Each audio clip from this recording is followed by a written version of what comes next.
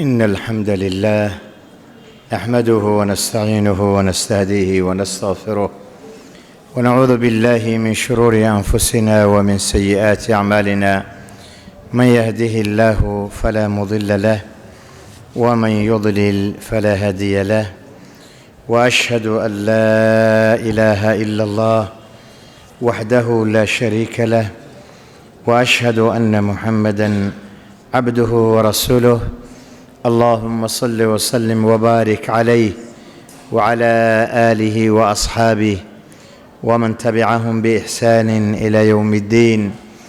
أما بعد، فإن أصدق الحديث كتاب الله، وخير الهدي هدي محمد صلى الله عليه وسلم، وشر الأمور محدثاتها، وكل محدثة بدعة، وكل بدعة ضلالة، وكل ضلالة في النار. أعاذني الله وإياكم منها. رب اشرح لي صدري ويسر لي أمري واحلل عقدة من لساني يفقه قولي. قال الشيخ الإمام الحافظ الحجة أبو عبد الله محمد بن إسماعيل البخاري رحمه الله تعالى في كتابه الجامع المسند الصحيح من كتاب بدء الخلق من باب ذكر الجن وثوابهم وعقابهم.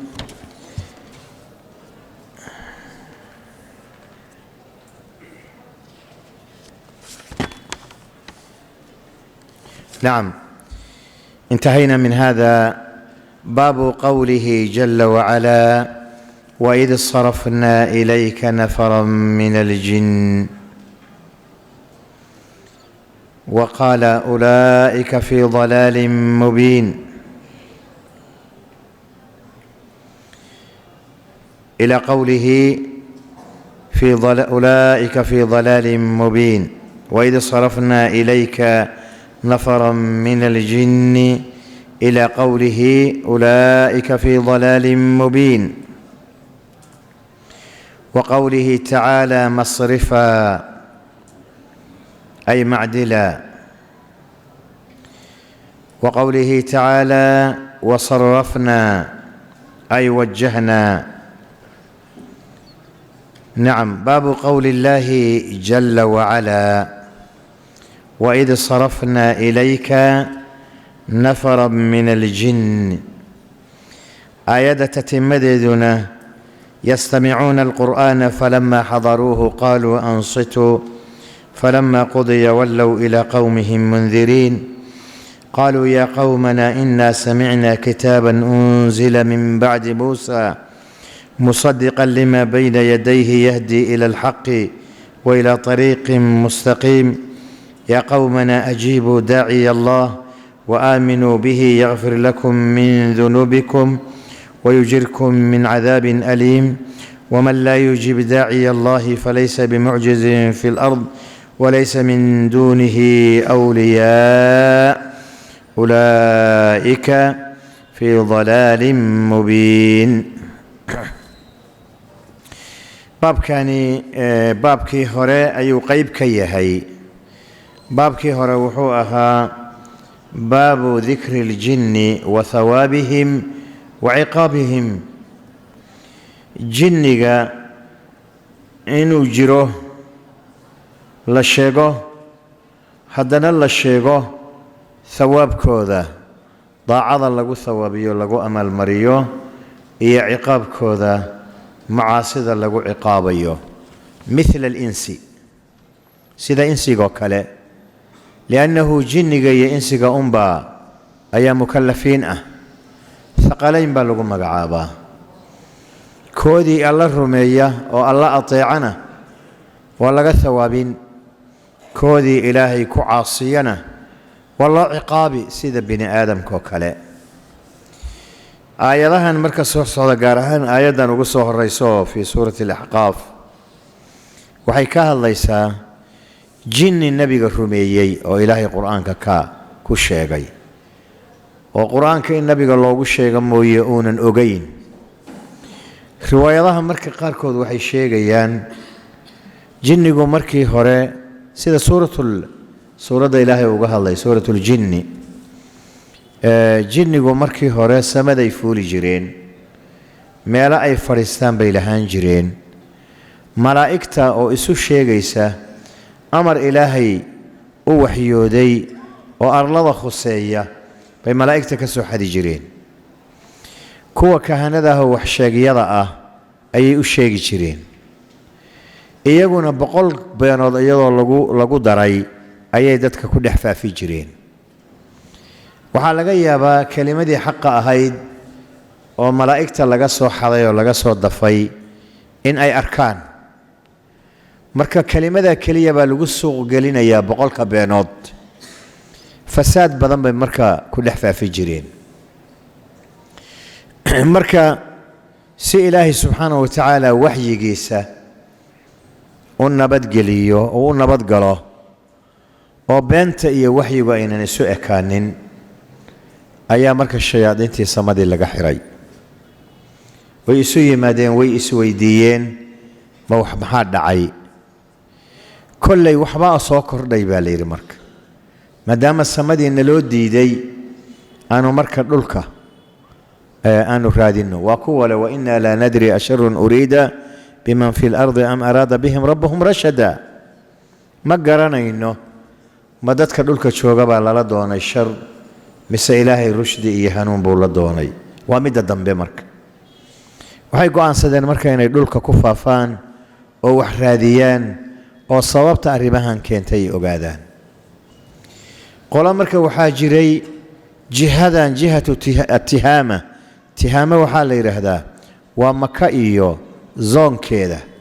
qolo loo soo diray baa nabigu sala allahu calayhi wasalam meel la yidhaahdo nakhla oo maka iyo daa'if u dhaxaysa nebigoo tukanaya bay la soo kulmeen.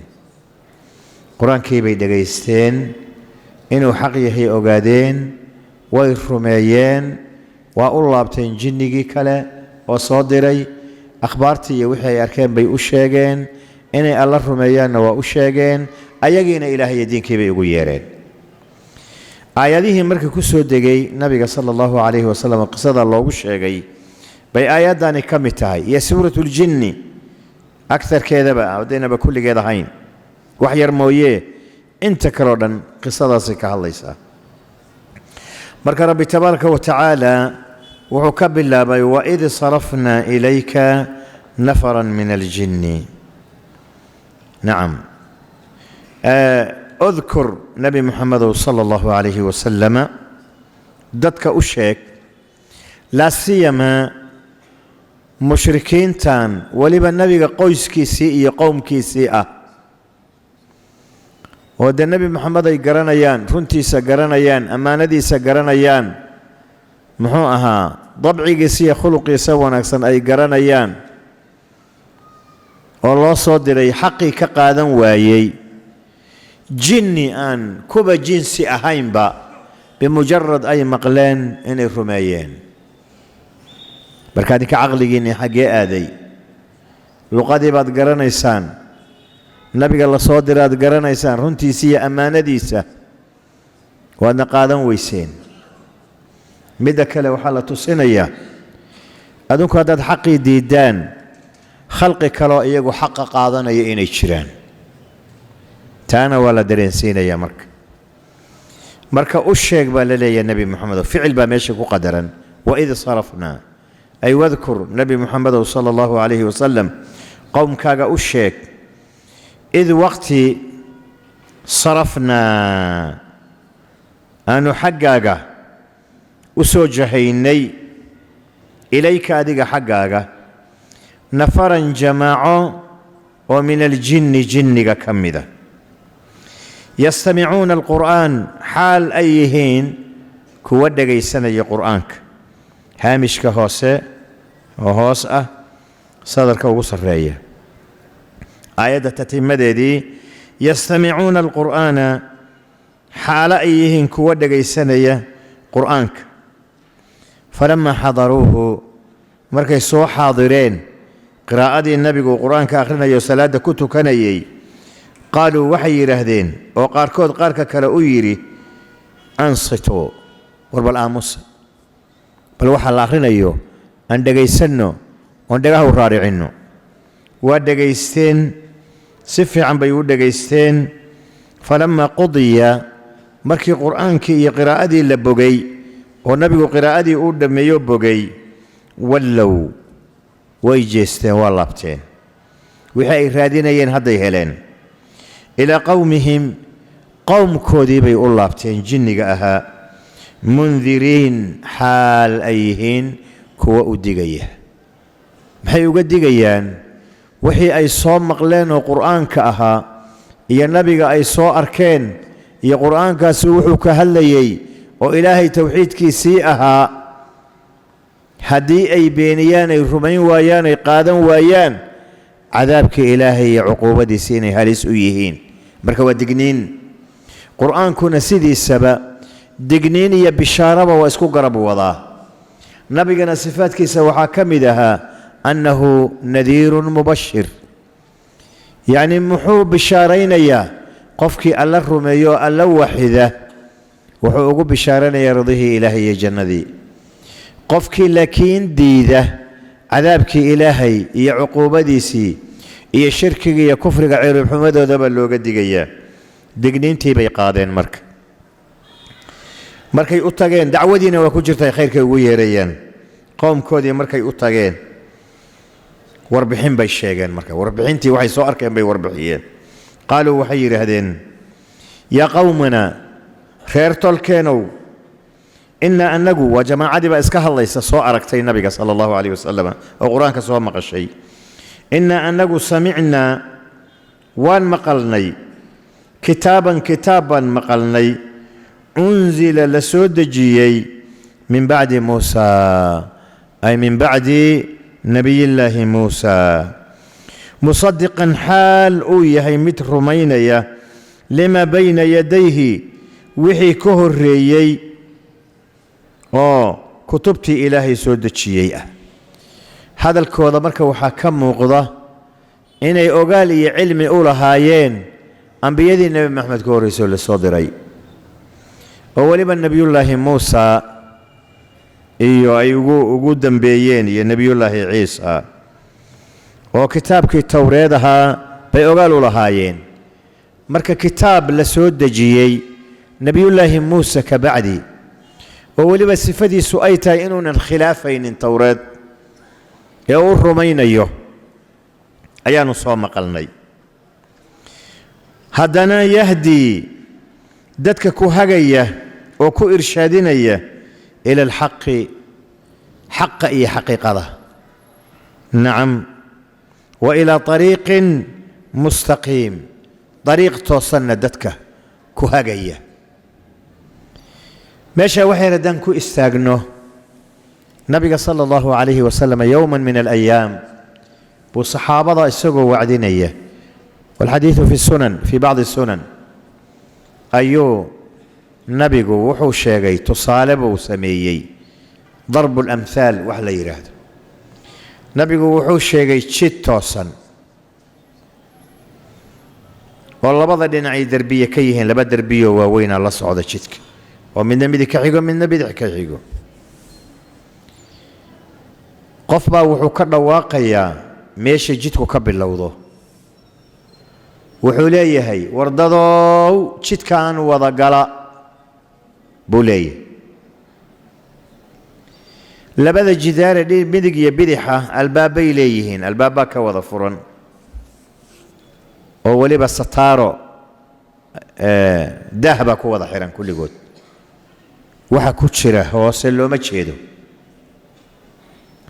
dadku markay jidka wada galaan, dad baa xoogaa waxay oon milicsanayaan oo eegayaan albaabadan. waxaad dani ka gelaysaa bal albaabkan waxa ku jira inuu ogaado. markuu qofku inta albaabka xaggiisa u leexdo uu is yidhaahdo gal ama furo daaha ka rog, unbuu wuxuu maqlayaa cod kale oo meel fog ka dhawaaqaya, fowqa ariiq, meel fog ka dhawaaqaya. muxuu leeyahay? war go'e ha furin, ha daah rogin. haddaad daah rogto waad gele, hadduu galana allahu yaclam. soo uga badbaadi karo. nabiga marka la weydiiyey sallallahu alayhi wasallam tafsiirkeeda, nabigu wuxuu yidhi jidka toosani waa طariiq ullah, الطريق المستقيم وطريقي مستقيم كهاية إلهي يري وأن هذا صراطي مستقيما فاتبعوه. waxaa dhawaaqaya oo le wardado jidkan wada galana waa ilaahay kitaabkiisa. ولأجل ذلك جنوا فهمين يهدي إلى الحق وإلى طريق مستقيم. هل كاب ugu yeeraya albaabadan labada derbina waa xuduudii rabbi. xaggana uma goyn kartid jidkan, xaggana uma goyn kartid. soomaalida waxaa caado u ah qof baad waaninaysaa, xumaan ka waaninaysaa, markaasuu wuxuu ku leeyahay xor baan ahay. maya xor ma tihid, in baad xor u tahay. dariiqan qaad, midig iyo bidixna midna ha u leexan. waa xuduudii ilaahay. كما قال النبي صلى الله عليه وسلم وحد لكم حدودا فلا تعتدوها. إلهي حدود بو إذين دقايه هكو حد قد بيننا ما قد بكرت الدربي قال يدربي قال مدنا شتكاكو صعو هراء صعو فرضها إنما كفولي يقالنا بالله نفر لوغو حرا مرك حقا واحد شيرين ومجيده حقا واحد ومجيده هرتي سكلي وشيده صوما هروجيت كاسوين النقطة هذه مرك قفك مؤمنك waxa ilaahay rabo ilaahay ku xadeeyo xuduuda ku dhigay xuduudaha gudbine hore u soco meesha ku banaan hore u soco. albaabadan furan albaabadan daahiyada leh oo qofku markuu doono inuu daaha ka rogo leeyahay war ka joog waa maxaarimtii waa wixii ilaahay xarimay sida buu nabigu ku fasiray. waxa ilaahay xarimay haddaad gashidna تهلك والهلاك سمي. شيطان بانا يريد تاغنو كوير كالي كالي كالي كله بني ادم كمركا واسكت نفي الشيطان وصاحب نفتا كوجيدنيس هذا قشنا الى ذا كسر نقوم بي وبلنط مركا كان دواقي فوق الطريق دواقي كله ورقه هجلين هذا قشو هذا داها كرجين هذا داها كرجت وتقليه. نبي وحكوت المامي واعظ الله في نفس كل مسلم. قف كصوم مسلم قلبي سوى كجرة واعظ وعذية والنفتاد تتردد نفتاد وحكو عنانا نسا وروحان كتشوك وروحان هجلين والفعل كان هالسامين والقول كان هديهن ماركته. مثل حاجر ليرى هذا رب كلمة تقول لصاحبها دعني بدنا كلمة دتك كهض اللان ومركو كهض ليو كلمة أي لا هاي ورقوي هاي أورن لا وهلاك سمية دو كلمة حكوا الله مركا قفك مؤمن كقلبي سي نفتي سوحا كجرة مد واعظة اي وعدية اي كل كتشوك مركا هقوت لديدين waxaad samayn lahayd haddii qalbigaagu ku soo noqnoqdo ilaa taraddudku ma samaysaa mise waa iska daysaa wey. waxa dhalinaya taraddudka oo kule ha samayn kulehi waa xadiidka nabigu sheegay waacidullaahi fii nafsi kulli mu'min. idan marka jinnigu way fahmeen qur'aankani yahdii ilaa طariiqin mustaqiim sidaa bay ku yidhaahdeen. haddana waxay yidhaahdeen yaa qawmana waxay markay arrintii ay sheegeen wixii ay soo maqleen iyo wixii ay ka fahmeen oo ina ka muuqato inay aqbaleen sababta haddaynan aqbalin miyay dadka ugu yeeri lahaayeen. waxaynan ayagu aqbalinayna ku qanacsaneen dadka uguma yeereen. hadday marka waxay bilaabeen inay iyaga u yeeraan. yaa qawmana qowmka iyagow tolka iyagow أجيبوا أجيب أو أقبل داعي الله داعي ربي أقبل كان ربي إن كوغو يري أقبل ومركا لو جيدو نبي صلى الله عليه وآله وسلم iyo qur'aankaba wa aaminuu rumeeya bihi daaciga rumeeya iyo wuxuu inkugu yeerayo ila nabigu sala allahu calayhi wasalam dadka wuxuu ugu yeerayaa ila tawxiid illaah ila aliimaani billaah buu ugu yeerayaa qur'aankuna waa sida haddaad sidaa yeeshaan yakfir lakum alla wuu idin dhaafi min dunuubikum dunuubtiinnii buu idin dhaafi marba haddaad diinka aqbashaan oo daacigii ilaahay aad aqbashaan ood rumaysaan dunuubtii oo dhan baa la idin dhaafi oo intaa iimaanka ka horraysay intaydaan ilaahay rumaynin dunuub badan bay ku jireen oo kufrigu ugu weyn yahay dembi kufri ka weyn miyaa jira iyo shirki ilaahay islaamnimaduu ku dhaafaa wayujirkum rabbi waa idinka badbaadin min cadaabin aliim cadaab aad wax u xanuujiya na ilaahay waa idinka badbaadin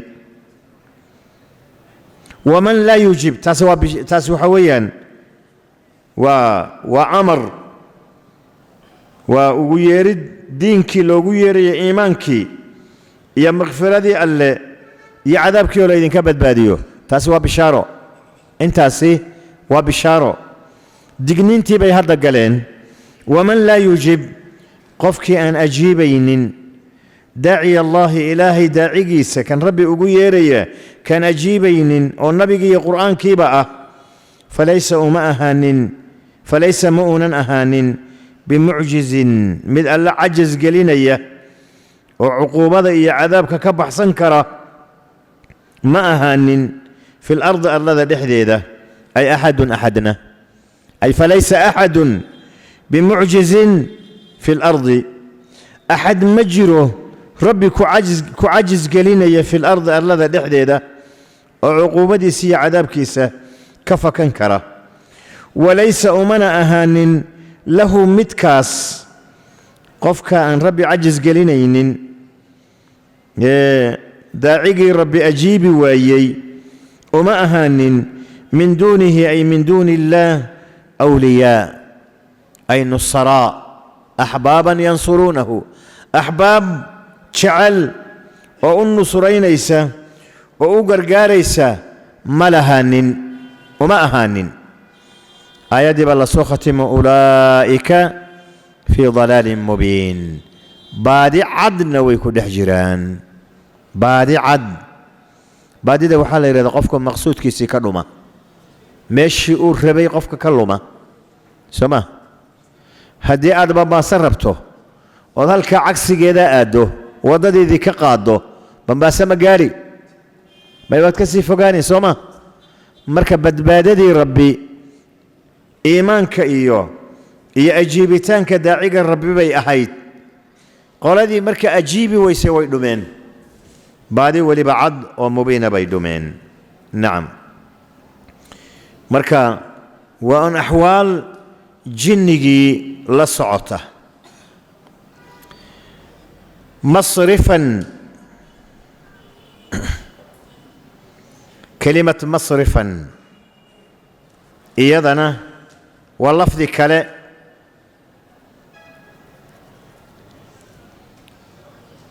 ورأى المجرمون النار فظنوا أنهم مواقعوها ولم يجدوا عنها مصرفا مركة معدلا يعني وحكا الليحية ورأى المجرمون كوي مجرمين تاهي كفارتها وحي أركين النار تيبي أركين فظنوا وحي يقينيين أنهم إيقوا مواقعوها نارتا إني كل عيان يقليان ولم يجدوا منهل مصرفا أي من يصرفهم عد كصر في يسا عنها عن النار عد نار تكلي حين سنة وكبت بادين سنة ملها طيب مركا لبدا كلمة والله معنى إسو عكسية وإذ صرفنا إليك نفرا أي وجهناهم إلى جهتك أديك حقاقة بانو سو جهيثيني آيات مصرفا وحلو جدا كاللي حد يكدفاع دو دنع لوغا وريجيو آياتنا مجرتو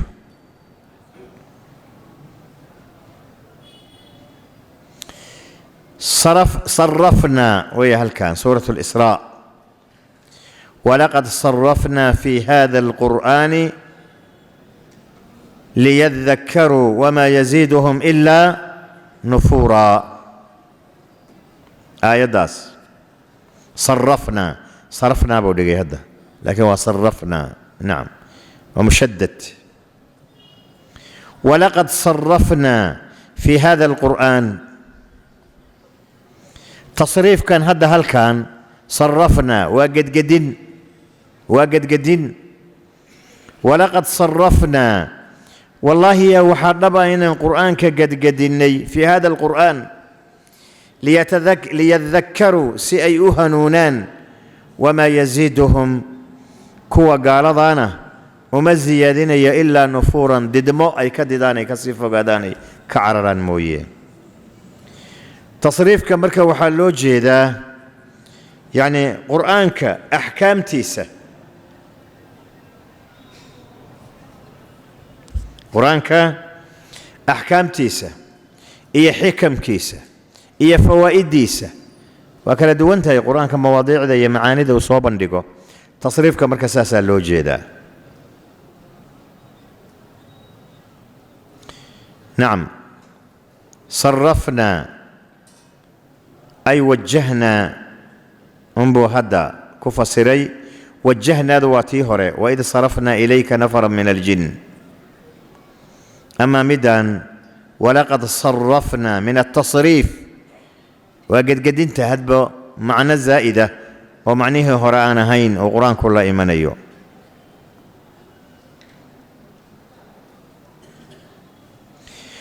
باب قول الله تعالى وبث فيها من كل دابة سورة البقرة. نعم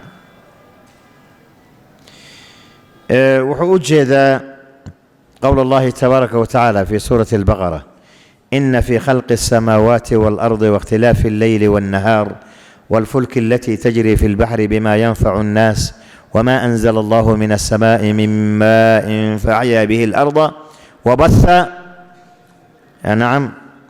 نعم تاوي وبث فيها من كل دابة يعني وعنو لها أرض كركيدة إن كسول يراهدو دابد وحال هذا كل ما دب على الأرض على وجه الأرض أي كل ما تحرك من الإنس والجن والمواشي والحيوانات كل من تحرك ودب على ظهر الأرض يسمى دابة.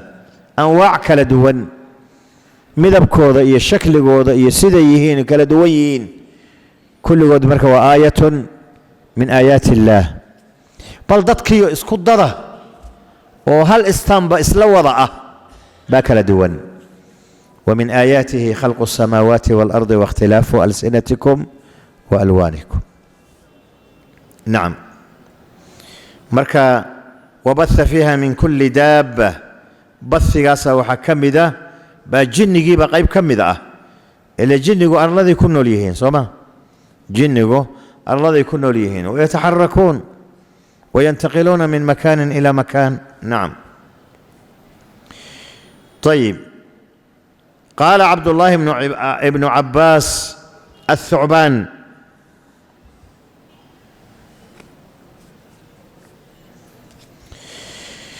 وحو إشارة يا قوله تبارك وتعالى فألقى عصاه فإذا هي ثعبان مبين. ثعبان كوا نوع قرقورة تذا حمارة تذا قيب كم إذا أهوي قوصة تذا مركا كل قضوة حيات بالإسكو ذا يرهدا أما ثعابين مركا الثعبان كو قيب تاسو كبدياي وحو نسوق ليا وبث فيها من كل دابة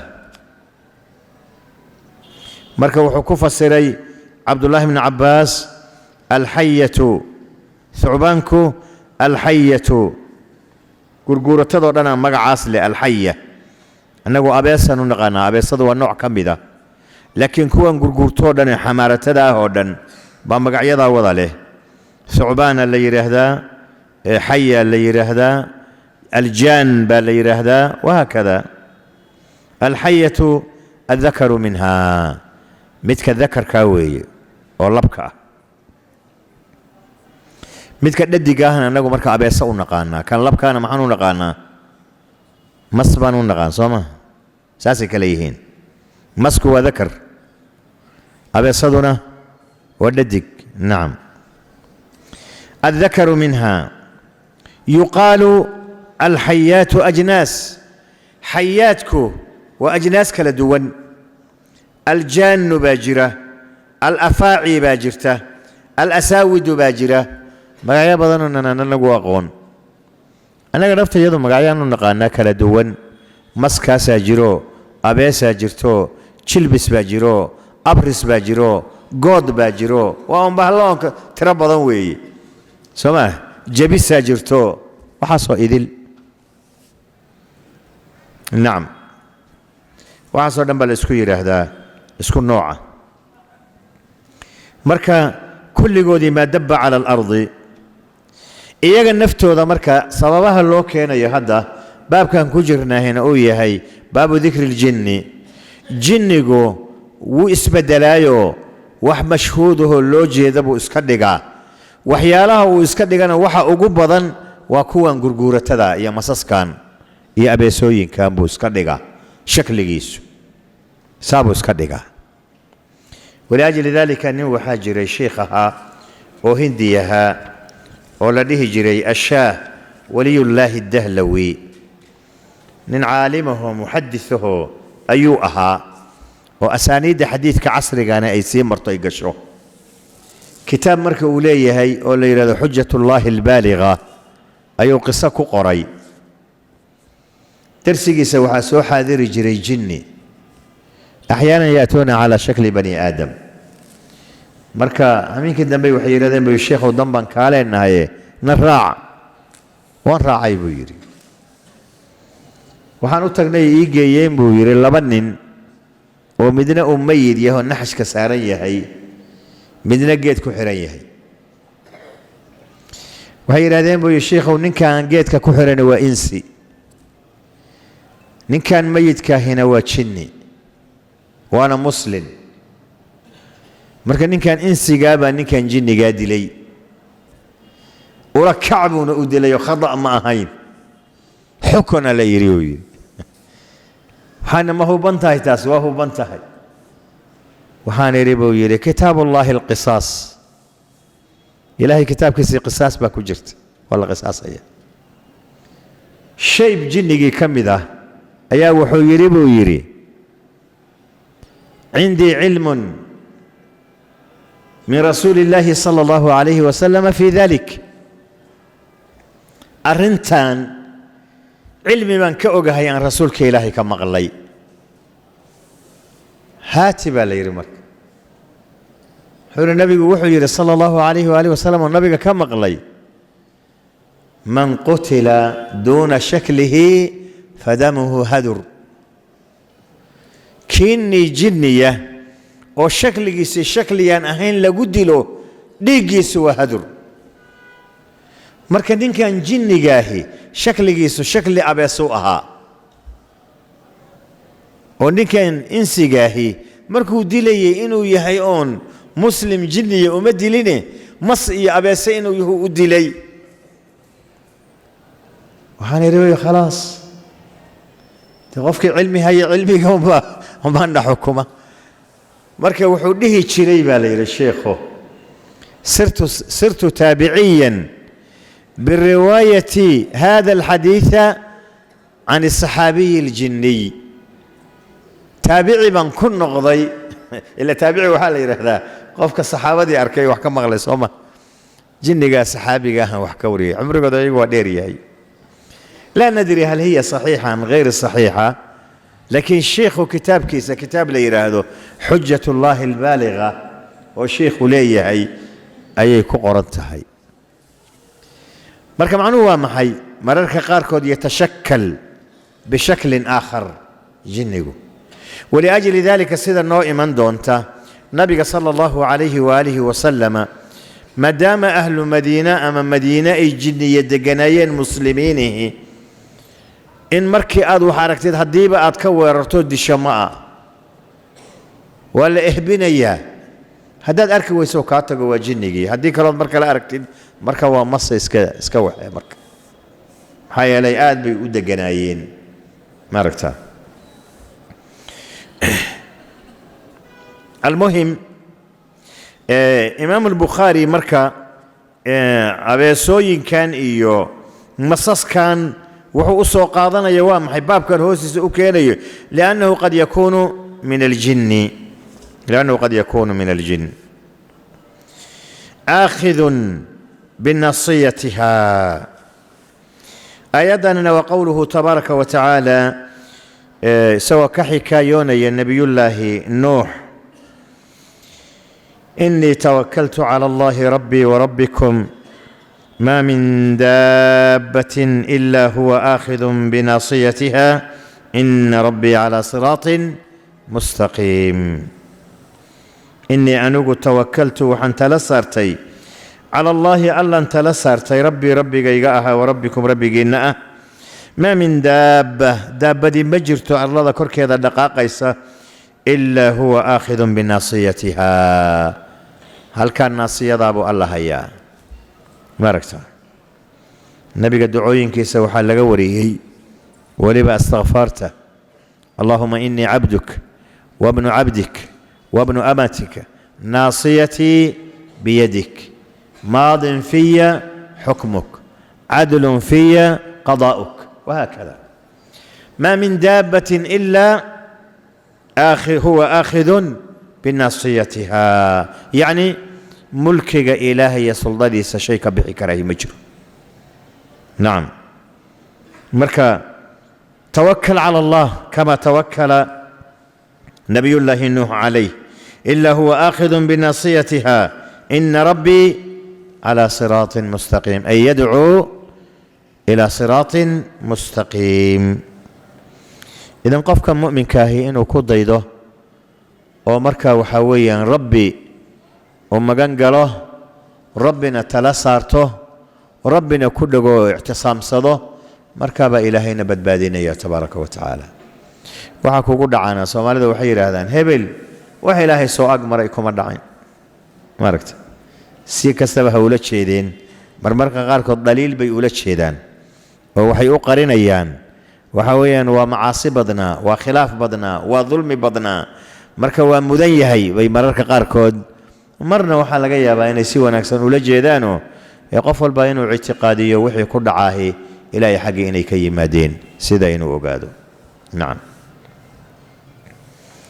xadiiskii nabiga sallallahu alayhi wasallam abdullah ibn abbas oo wiil yar uu ku waaniyay wa'lam anna al-ummata law ijtama'at ala an yanfa'uka lam yanfa'uka illa bi shay'in قد كتبه الله لك وإن اجتمعوا على أن يضروك لم يضروك إلا بشيء قد كتبه الله عليك رفعت الأقلام وجفت الصحف قضيه قدرك إلهي مضى وحكو قد عينا وحي إلهي قدري نعم سيدا إنو قفكو الربية ولا مارمان مركا آية داس وما من دابة إلا هو آخذ بناصيتها آية دسوية آخذ بناصيتها محوجة أي في ملكه وسلطانه شيء مجره إلا تحت ملك الله وسلطانه وتصرفه يقال صافات نعم ألم تر أن الله يسبح له من في السماوات والأرض والطير صافات كل قد علم صلاته وتسبيحه والله عليم بما يفعلون ألم ترى مياذا أركين قفكا قال للهد الليو أن الله ألا يسبح له إنه كتصبيح صده من في السماوات والأرض سماوات كي أرلضا وحكونا ولن والطير صافات حال أويهي شمبره كوا قربه ذا سيدا أصافيه هوذا هيهابيه وفي هذه الحالة هذه الطيور تسبح لله، تسبح لله. كل قد علم صلاته وتسبيحه. مخلوقاسو إذلي mid walbaay salaada uu ilaahay u tukanayo iyo tasbiixdiisa ilaahay baa baroy ku aagay. marka meesha macno weyn baa ku jira. insi iyo jinniyow khiyaarka la idin siiyey haddaad dooran weyseen wixii khayrkiinnu ku jiro cibaadadii iyo daacadii ilaahay ahayoo la idin abuurayba, ogaada daaca la'aantiinna iyo cibaado la'aantiinna aanaan rabbi caabudin ilaahay waxba kama dhibto. makhluuqa kale oo idila kulligood ilaahay u tasbiixsanayo ilaahay caabudaya. wain min shayin ilaa wayusabbixu bixamdih walaakin laa tafqahuuna tasbiixahum. shay ma jiro ilaa hadduu jiro ilaahay buu ku tasbiixsadaa, mase garanaysaan. shimbiraha shirishiri leh oo sawdkoodaanu maqlayno maa nadri waxay sheegayaan, laakiin ilaahay bay ku tasbiixsanayaan.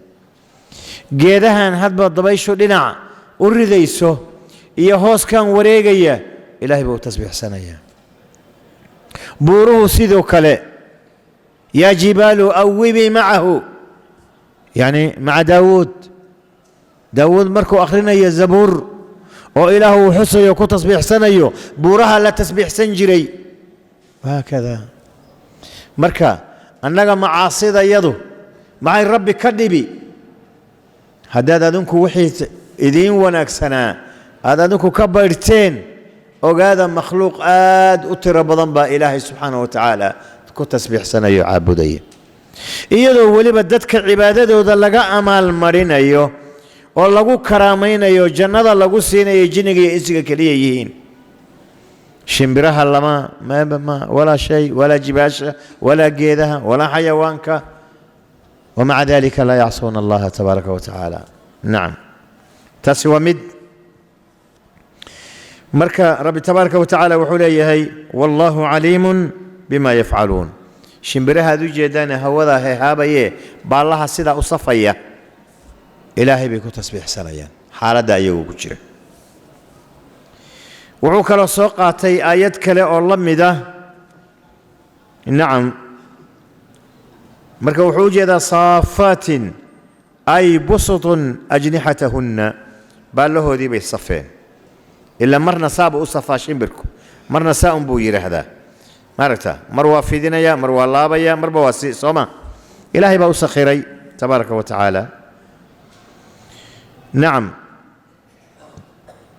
aayad kale يقبضن أولم يروا إلى الطير فوقهم صافات ويقبضن سوما. إلا مرنا وصفيان مرنا وصولابيان ساهم بو سعودا. shimbir saa u socota soo ma jirto.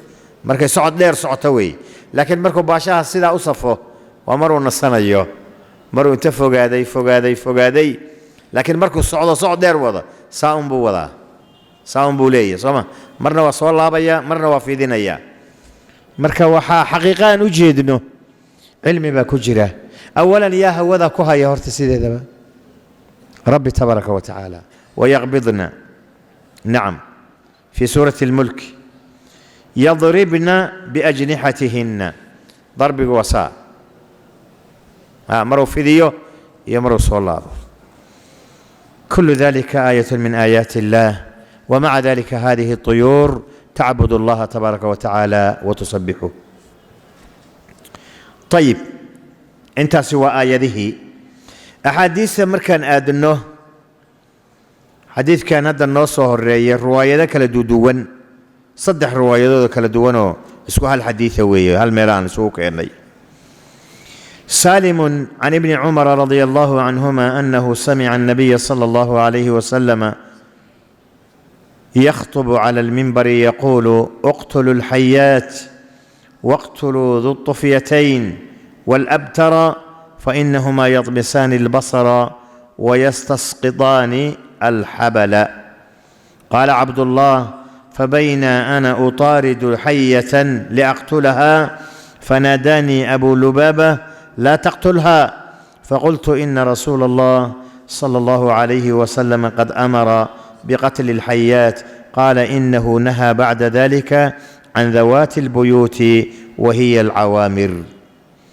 وفي رواية رآني أبو لبابة وزيد بن الخطاب. نعم.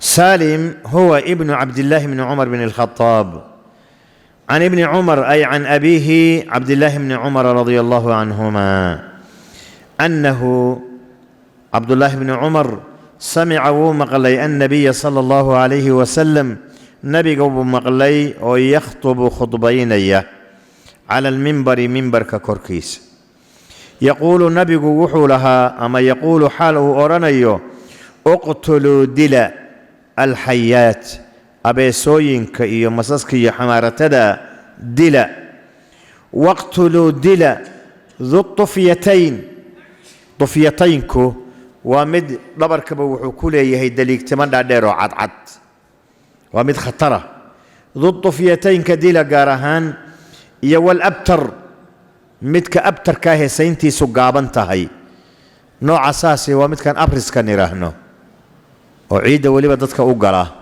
وصومالي دو أي رهدان هل مربو قفك دواقي كرهدو قنينو. نعم.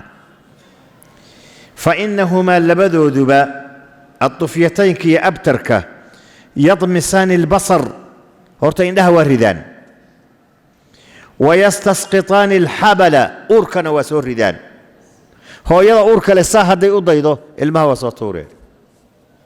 سلام النبي كيري صلى الله عليه وآله وسلم. نعم. قال عبد الله باوحو يري فبينما وقت أنا أنوغ أطارد أن إري يندب أرديه حية أبيصو كعررتي لأقتلها إن أندله فناداني أبو لبابة بائي يري. أبو لبابة وأحد الصحابة رضوان الله تعالى عليهم أجمعين. مركاسه وحو يري لا تقتلها عبد الله يهدل. فقلت وحان ربو يري إن رسول الله صلى الله عليه وسلم رسولك إلهي قد أمر وأمري بقتل الحيات حيوينك دلكو ذبو أمري.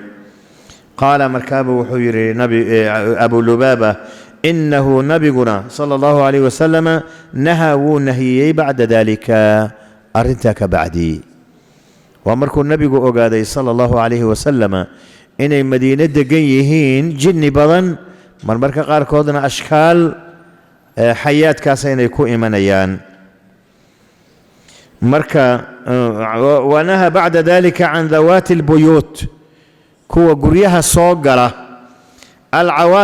عوامر تليرة عمري قدير وجني قاسداس ماركتا كو أصو النبي صلى الله عليه وسلم النهيي إن لدلو. أما الله بدي هوري ذو الطفيتين إيا أبتر كو يقو مركز والدلي.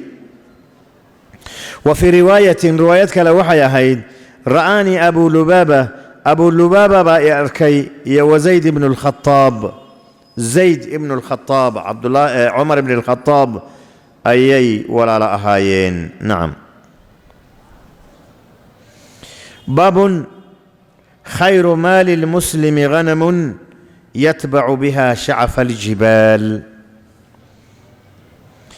خير مال المسلم قفك مسلم كحوله سكوى أو خير كبضني غنم أريوي يتبع وراعي وكو إلى شنيو بها أريقا شعف الجبال أي أعلاها بورها كركوذوكو إلى شنيا فدنا ديبو كعرري دين كيسيبو لعرري مقالدو وحكا فدنا بضن مقالدو وحكا فدنا بضن فتنكو كبحيو دور كيسا يباديه سابو أري كتب عضيو أري سبو اسكا إلى شدا يسير لحجوغا فتنكينا وكفو قادي سلادي إلهينا كوغا دين كيسانا كوايستا.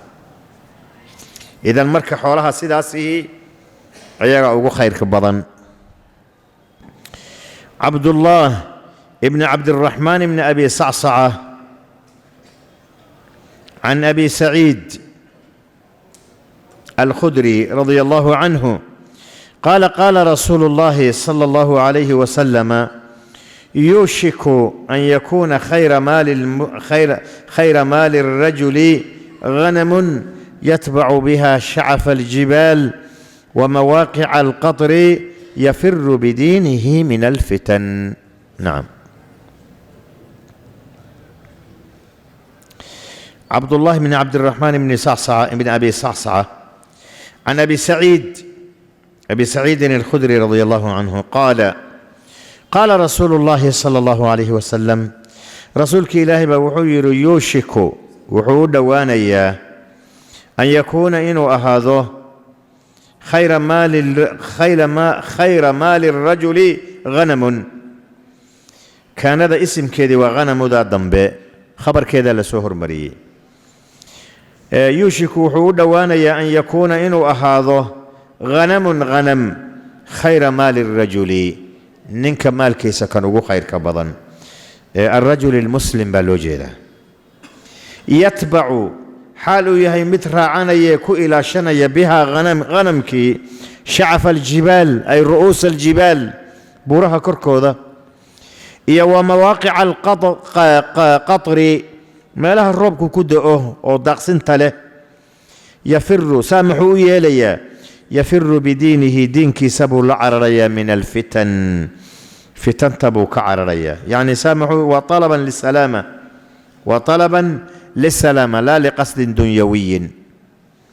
مقال هذا وحكشي دبضا وكفد نبضا وكذنوب بضا وآذو معاصي بضا قفكم مركو كليجي باديها أرقكو إلى شنيو حد إيجير يزيد إيمانه. لماذا؟ باديها بوشوغا عقليسي قلبيسو ودقيهي ضوضاء يقيلو يوح مشقولي مجران أرقي سبو لجوغا أرقا مركو فيريو وآيات وكنت فكريا آيات كإلهي باقوابو قانية قيدها مركو فيريو بورها مركو فيريو دولك مركو فيريو وحيالها كلا ددوان كل ذلك وهو آيات يزداد إيمانه تفكر يوحوك قاضية إيمان كسا زيادية وحكا لو مشغولية مجرو أريق إساس وإسكا إلى شنية ذكرك إلهي بوضا قرآنك إلهي بوآخر السنية صلاة وقت كده مركوس وقشو صلاة دي أوغية يستريح مركي فتن كوبتنا ساسا هبون صوتة فتن إنك سو هذا حتى رير باديه أي فتن كي قارين هذا نوحاويا دي أريق إسابو إسكالات شوغايو يأوشي ساس بوطا بس نعم.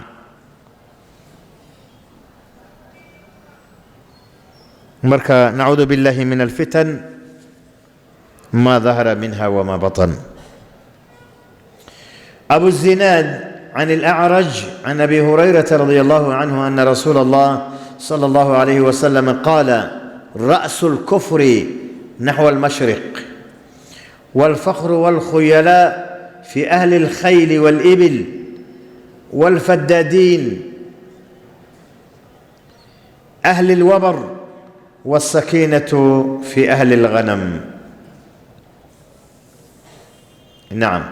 أبو الزناد مقعي سوحالي رضا عبد الله بن ذكوان عن الأعرج وهو عبد الرحمن بن هرمز عن أبي هريرة رضي الله عنه أن رسول الله صلى الله عليه وسلم قال رأس الكفر نحو المشرق كفر مدي حيسو وجهاد قرح كالصباح أبو تشيرا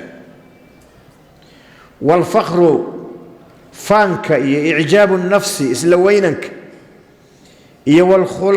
والخيلاء إسقاط قاتك كبر ليس قاد قاضه في أهل الخيل والإبل قال ليدا يفردو ليدا وي كبر يسلوينا يسقاط قاد يفان أن معنى لهين قال لي وقتك يا ولي فردولي والفدادين أي وفي الفدادين كوا فدادين تلي يرهدو وأصور نقول دونايا أهل الوبر أي أهل الإبل وبر كوا دورت جيلة وبر لي يرهده مركا أهل الوبر مركا لي يري أهل الإبل وي والسكينة تواضعه يدقنا شهنا في أهل الغنم أريليدة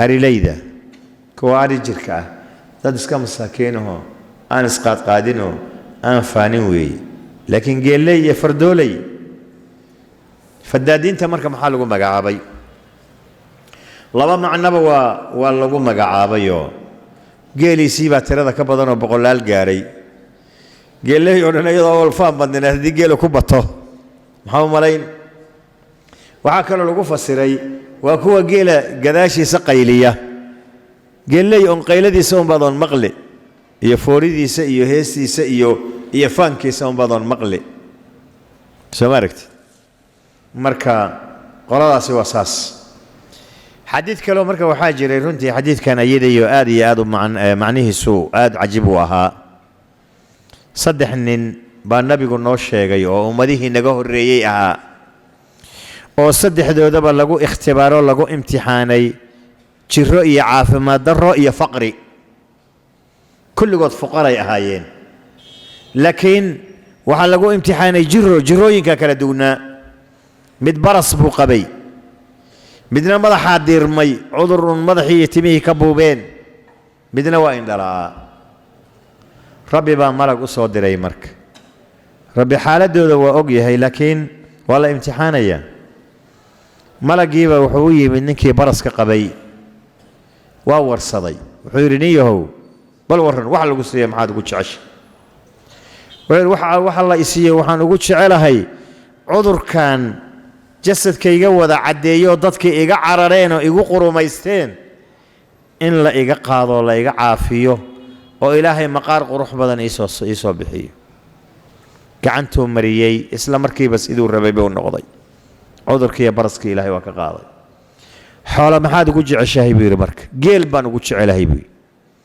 hal dhalays yaa la siiyey malaguna waa ugu duceeyay wuxuu yiri baarakallahu lak allah ku barakeeyo kii wuxuu u yimid timuhu buubeen ma bidaar bay ahayd ma cudur kale ahayd wallahu a'lam ma nadri wuxuu yiri marka niyo wax lagu siiyay maxaad ugu jeceshay cudurkan ihaya inuu iga qaado oo timo qurxoon ii soo baxaan buu gacantu mariyo ilaahay baa sidii cudurkeena waa ka qaaday timihiina uu soo bixiyay xoolo maxaad ugu jeceshahay buu yiri lo buu yiri saadala yaa la siiyay waa loogu duceeyay kiin dhoolaha ahaa buu u yimid adiga waxa maxaa ku daran wax lagu siiyay maxaad u jeceshahay indhahayga in ilaahay ii soo celiyo dadka arko buu kuwii hore in waxaana la siiyay lahaayeen laakiin ninkan ilaahay baa wuxuu haleeshiyay inuu yiraahdo in ilaahay indhahayga ii soo celiyo on dadka arko gacantu mariyo indhihii baa u furmay xoolo maxaad jeceshahay ari baan jecelahay buu riba la siiyay yadana xadiidku uu ku cabiray shaatan waalida oo marna lagu fasiro maqal bay wadatay waaba dhashay marna lagu fasiro maya ee waa rimanayde waa shan dhaweysay saddexdoodiiba mid walba wuxuu ugu ducaynayay allah ku barakeeyo nin walba wuxuu yeeshay waadi geela kii kalena waadi lo-ah kii kalena waadi ari ah waadiga waxaa la yidhahdaa maa bayna aljabalayn laba buurood inta u dhaxaysa baa geeliisiiyo lo-doodii wada buuxiyeen xoolo tiro badan markaabuu ilaahay doonay inuu mar kale imtixaano malagii naftiisii baa loo soo diray malagii nin walba wuxuu ugu yimid maalintii hore siduu ahaa kii baraska qabay oo hadda geel badan leh uu yimi malagiiyo baras qaba inuu malag yahay ma ogaa qof basharho bini aadam buu haystaa wuxuu yidhi niyahow musaafiraan ahay sahaydiina waa iga go'day macnaa muxuu ka wadaa tabari waa saad arkee musaafirna waanahay sahaynina ma jirto meeshan u socdana ma gaadhi karo ilaahay icaanadiisa iyo kaalmihiisa mooyee dabadeedna adigu aad iigu kaalmaysid ilaahay geelaan badan ku siiyey magaciisaan kugu weydiisanayaaye rati isii baciir meeshaan raba aan ku gaaro horta hal ogaado oo haddii qof inta istaago ku yidhaahdo ilaahay wejigiisa wax igu sii waxaad haysataa ha uga bakhiilin marnaba ha ku bakhiilin haba yaraadeen bixi sababtay taa ilaahay wejigiisa iyo magaciisa ilaahay dartiiba kugu weydiistay wax sahlan maaha in ilaahay magaciisa iyo wejigiisa horta adduunyo lagu weydiistaa waa ceeb ilaahay magaciisa janna lagu weydiistaa ee adduunyo xun ee eebara laguma weydiisto laakiin haddii adiga lagugu weydiisto ha bakhiilin markaasuu wuxuu ugu jawaabay wallaahi niyo alxuquuqu kaiira xaq baa lagu leeyaho saa weeyo bokhligu waa dhib badan yahay nin geel badan baa martiy u yimaadeen markaas yidhahda geela caana nooga lis markaasuu nabigu geelu siduu u badan yahay uma wada irmaana sida uu irmaan yahayna agar uma wada aha sida uu agar u yahayna uma candhafayooba saasay tahayna keligin caana kama rabtaa buuyi waa ugu jiiday bokhligu waa amhilo badan buu leeyahay alxuquuqu kaiira wuu xusuusiyo wuxuu yidhi niyo inaan ku garanaya baad moodaa soo adigii baraska qabay oo miskiinka ahaa oo ilaahay subxaanahu watacaala ku caafiyey xoolahaana ku siiyey maya buu yidhi aniga maaha malaha waa sibaad wax u khaladay waristu hada almaala kaabiran can kaabir malagii wuu habaaro wuxuu yidhi haddaad been sheegayso sidaad ahayd allah kugu celiyo siduu ahay baa ilaahay ku celiyey kii locdana sidoo kale kii arigaa yimid marka maqsadkan ka leeyahay waa kaas kii ariga lahaa markuu arrintii u sheegay ayuu xusuustay siduu ahaa iyo rabbi nicmadu u nicmeeyey wuxuu yidhi nin yahow waan indhala'aa faqiirna waa ahaa rabbi baa i caafiyey oo indhahaygii ii soo celiyey xoolahan badanna i siiyey wax aad u baahan tahay haddii aad iiga tagtidood i weydiisan weyso maanta kugu ammaani maayo kuguna shukrin maayo wax allaala waxaad rabtaa arigayga ka kaxayso waxaad rabtana ka tag buu yidhi maadaamaad ilaahay wejigiisa igu weydiisatay wuxuu ugu jawaabay maya waxba kaama rabo ilaahay baa idin imtixaanay labadaadii saaxiib ilaahay baa u carooday adna ilaahay baa kaa raalli ahaadaya xoolahaagana iska hayso fulayow libani kuu dhowaa xadiidku marka muxuuna tusinayaa dadka ahlulghanamka ah waa dad iska mutawaadiciina waa dad mudma'iniina waa dad iimaan ku jiro waa dad bukhligu ku yaryahay laakiin geela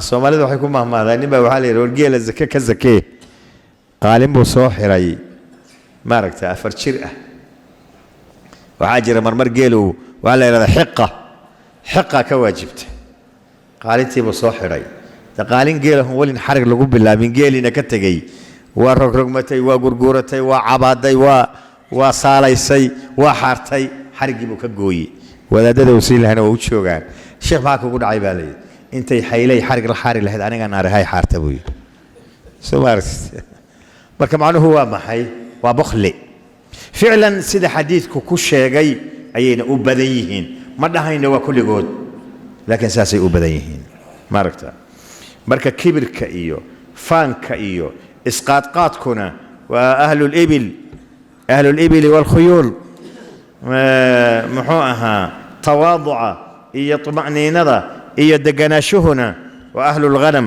sidaa darteedaba arigu ayuu yahay xoolaha kan ugu khayrka badan ficlan maa min nabiyin ila waqad raca alghanam ambiyadii ilaahayna nebi ma jirin ilaa ari buu raacay oo ari buu ilaaliyey xataa nabiyuna rasuulu llahi sala allahu alayh wasalam kaana yarca alghanam nabiyullaahi muusena waaba naqaanaaba qur-aanka ka qisooday soo ma aragti المهم وقتي بان نقول ماذا نسأل الله تبارك وتعالى أن يجعلنا ممن يستمعون القول فيتبعون أحسنه وآخر دعوانا أن الحمد لله رب العالمين وسبحانك اللهم وبحمدك أشهد أن لا إله إلا أنت أستغفرك وأتوب إليك